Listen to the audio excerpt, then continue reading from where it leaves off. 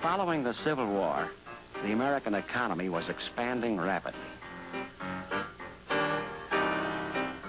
In the closing decades of the 19th century, production rates were climbing and millions more workers were needed. Between 1900 and 1910, nearly 9 million people immigrated to this country, looking for work and a better life. But many also found harsh conditions, long hours, low wages. The work was tough and dangerous. As the production rate went up, so did the pressure on workers and the casualties.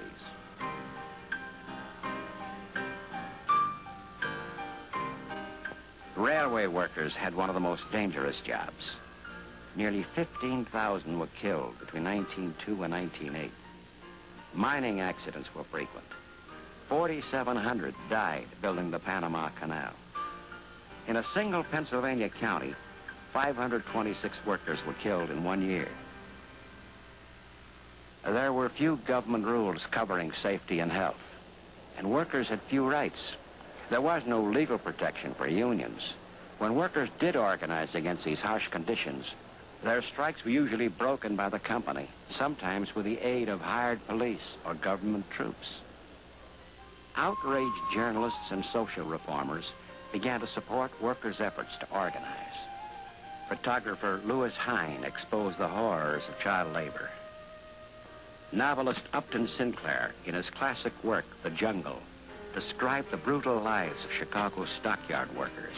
He said, "I wish to frighten the country by a picture of what its industrial masters are doing to their victims."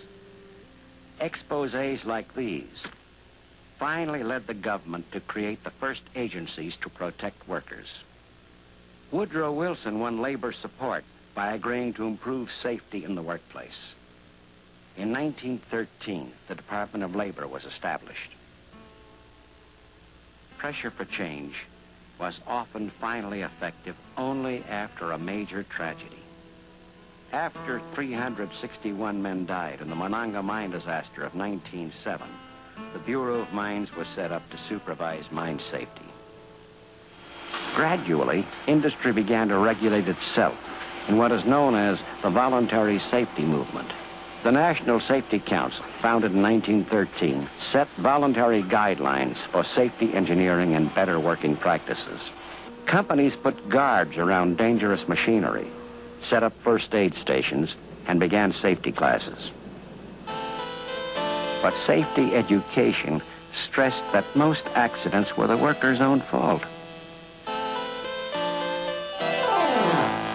This film, made by the National Association of Manufacturers in 1911, was one of many that singled out workers' carelessness as a cause of disaster.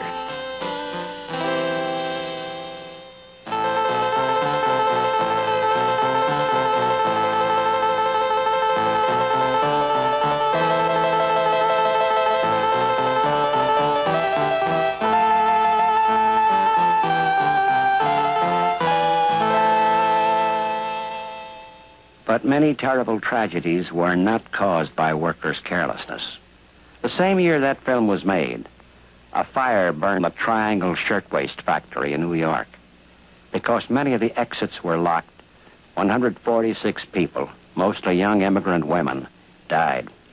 Again, it was only after the tragedy that the first permanent commission to inspect factory safety was set up in New York. During the same time, industry helped establish a system to compensate workers for accidents.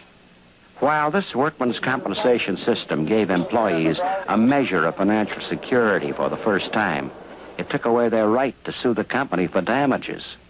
The amount of compensation was limited, and workers were not represented on the boards that decided claims. But this growing concern for workplace safety had some noticeable results, and accident and death rates fell.